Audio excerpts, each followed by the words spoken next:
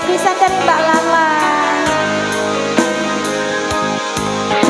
Berpisah di penghujung jalan. Hai Mbak Lala.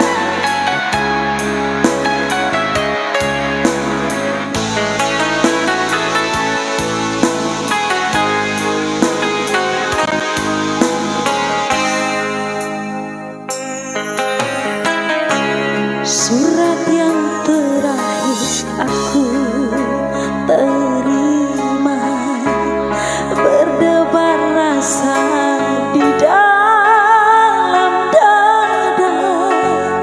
Namun aku coba jua membuka surat darimu, tapi yang aku terima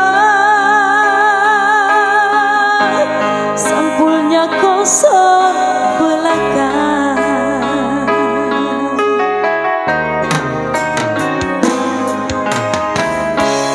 Apakah ini suatu pertanda engkau dan aku akan dipisahkan?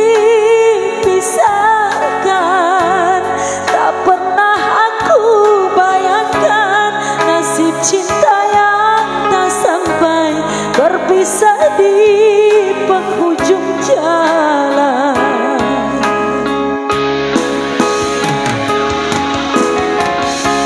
Sayup